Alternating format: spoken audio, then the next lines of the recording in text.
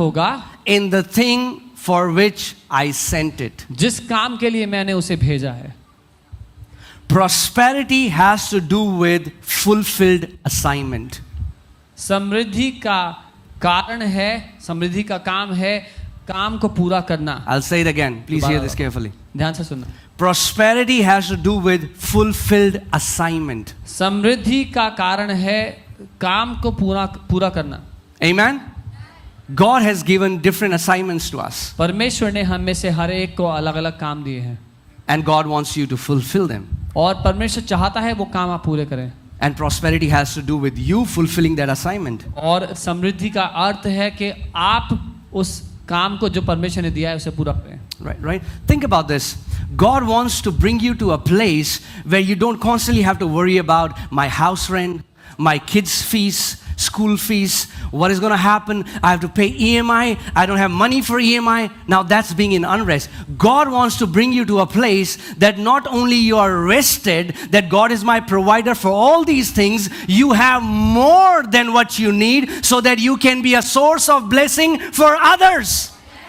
परमेश्वर ये नहीं चाहता कि आपको निरंतर चिंता हो कि रेंट का पैसा कहाँ से आएगा, ईएमआई के पैसे देने हैं, ईएमआई का पैसा कहाँ से आएगा. लेकिन परमेश्वर चाहता है कि आपके पास अपनी ज़रूरत से बढ़कर हो ताकि आप किसी और के लिए आशीष का कारण बन जाओ. Amen. Because it's a journey. I told you, right? It's a journey.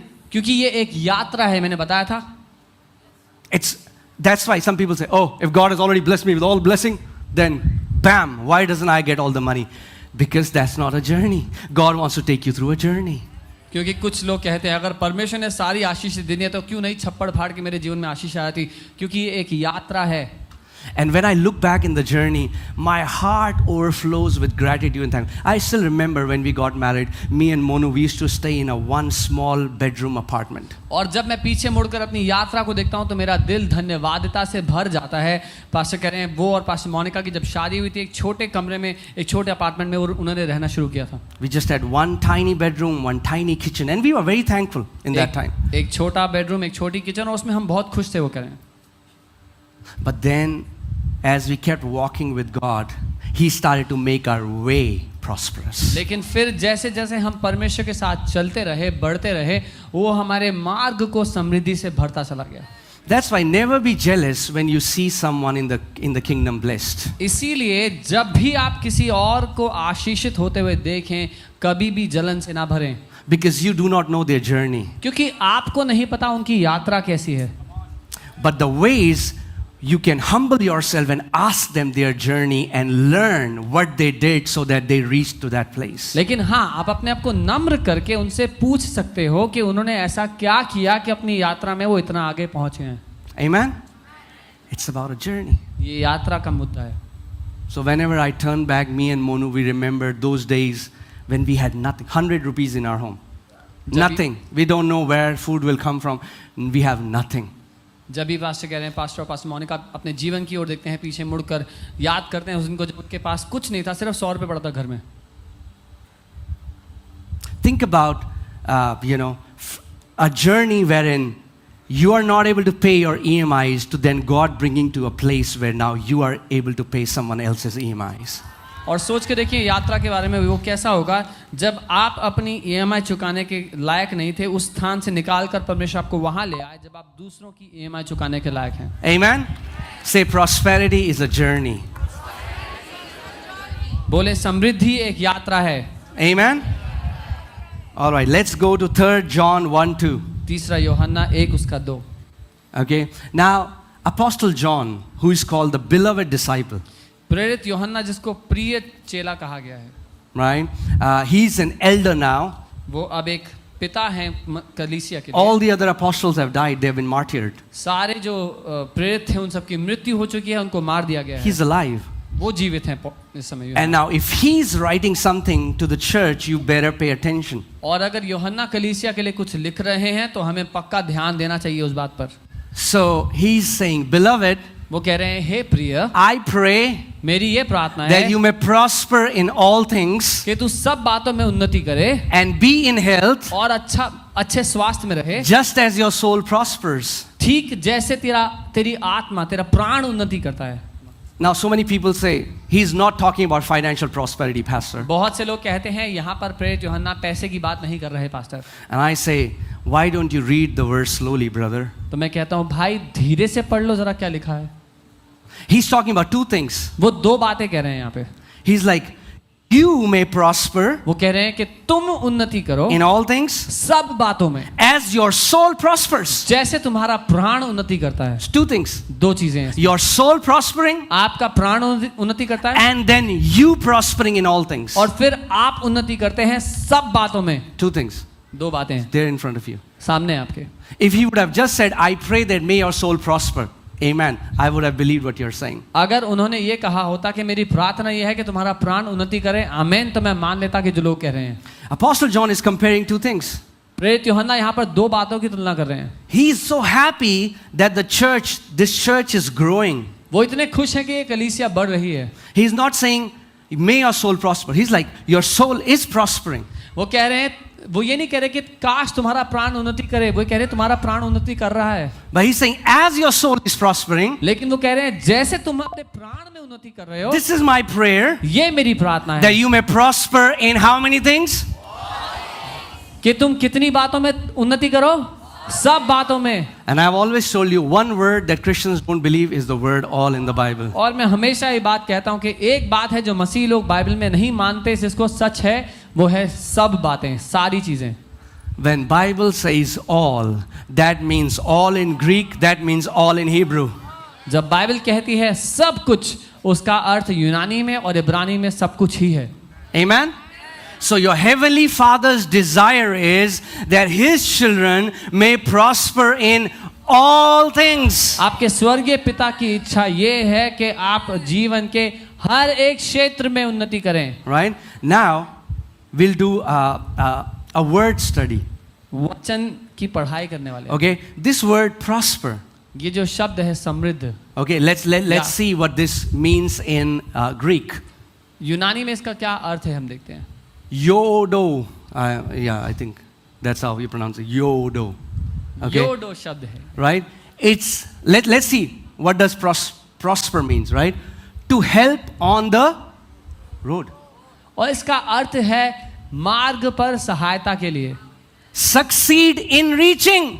पहुंचने में सफल होने के लिए। The word prosper has to do with the journey and to succeed you to reach your destination.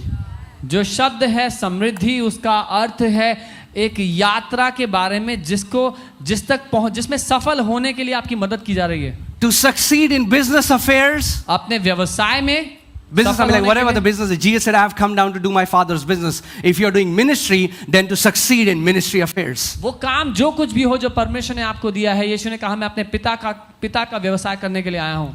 Have a prosperous journey. एक सफल यात्रा करने के लिए। Come on, are you getting it? This word, you see that it is made up of two words. One word is yo. Say yo. Yo. Say yo. This is not Honey Singh wala yo. This is Bible wala yo. And this word yo means well done. Okay? Well done. And then this another word comes from the Greek word hodos, H-O-D-O-S, which means journey. So God, prosperity is God taking you through an excellent journey. और समृद्धि जो शब्द है यूनानी में योडो शब्द दो शब्दों से बना है। यो शब्द का अर्थ है अच्छे से की गई या भले से सफलता से की गई, और होडो शब्द जो दूसरा शब्द है उसका अर्थ है यात्रा को पूरा करना। परमेश्वर एक सफल यात्रा पर आपको लेकर के चल रहा है, इसका ये अर्थ है। Think about this. For example, if you have to reach your destination, उदाहरण के लिए अगर आपको अपनी मंजिल तक पहुंचना है, you have to do your assignment. अपने काम को पूरा करना है, You need to be healthy, right? आपको स्वस्थ होना पड़ेगा, उसके लिए Amen? जरूरी है ना? Then that means, इसका मतलब okay, third definition of prosperity. If you're writing it, write it down. तीसरी परिभाषा, Prosperity is continual supply. तीसरी परिभाषा समृद्धि की समृद्धि का अर्थ है निरंतर बने रहने वाला सोता, Continual supply. निरंतर आपके जीवन में जो बहता रहे। Amen? So that means if you have to reach your assignment, मतलब अगर आपको अपने काम को पूरा करना है, right, you need to be healthy. आपको स्वस्थ रहना पड़ेगा उसके लिए। So that means the continual supply of divine health is prosperity in your area of your health. इसका मतलब परमेश्वर की ओर से अलौकिक चंगाई निरंतर आप अपने जीवन में अनुभव करते रहें, इसका यह है समृद्धि आपके स्वास्थ्य के क्षेत्र That's में। the prosperity in the area of health. स्वास्थ्य के क्षेत्र में यह समृद्धि है। If God wants you to start a business, अगर परमेश्वर चाहता है आप व्यवसाय करें, and God wants through you, He wants to bless so many others, then the continual supply of grace in that business in the area of finances is prosperity. और अगर परमेश्वर चाहता है आप व्यवसाय करें तो उस व्यवसाय के लिए निरंतर परमेश्वर का अनुग्रह जो बहता रहेगा आपके जीवन में, ताकि आप सफल हों और बहुतों को सफल बनाएं, वो समृद्धि है आपके व्यवसाय के क्षेत्र में। So prosperity is not hoarding, prosperity is continual supply. समृद्धि का अर्थ जमाखोरी नहीं है, समृद्धि का अर्थ है निरंतर बहते रहने वाला सोता। In fact, मतलब people who hoard, जो लोग जमाखोरी करते they have हैं, poverty mindset. जो लोग जमाखोरी करते हैं वो इसीलिए करते हैं क्योंकि गरीबी की मानसिकता रखते हैं, Because they think their finances are going to run out. क्योंकि उनको लग रहा है कि उनका जो पैसा है वो खत्म होने वाला है। So you save, you save, you save, you तो save. अब बचाते रहो बचाते रहो बचाते रहो बचाते रहो। Somebody asked me recently, किसी ने मुझसे हाल ही में पूछा, did you save? क्या आप पैसा जमा करते Are हैं? you ready? Very controversial topic, बहुत ही विवादास्पद मुद्दा है ये। right?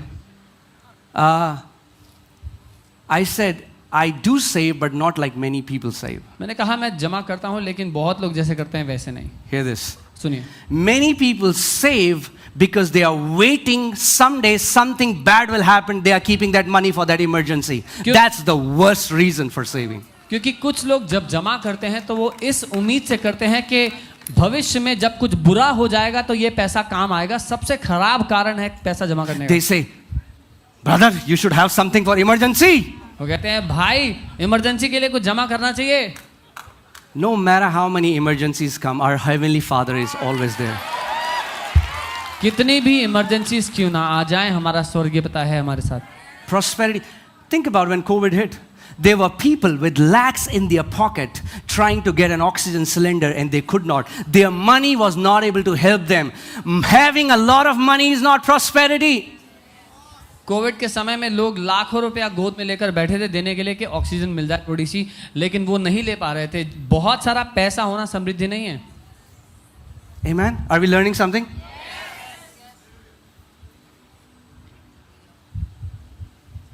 Some people think, oh, prosperity message. कुछ लोग कहते हैं Prosperity message is not about you being a millionaire, but prosperity message definitely is about you having a mindset that you are living under an open heaven and you are living under a continual supply. कुछ लोग कहते हैं ये तो prosperity का message है। Prosperity का message ये नहीं है कि आपके पास लाखों करोड़ रुपया हो, लेकिन प्रॉस्पेरिटी का ये निश्चय मतलब है कि आपकी ऐसी मानसिकता हो जहां पर आपको ये पता हो कि आप एक निरंतर बहते रहने वाले सोते के नीचे खड़े हैं। You know, so a dear friend, you know, he was asking me, he's like, I'm saving money for car. Is it wrong?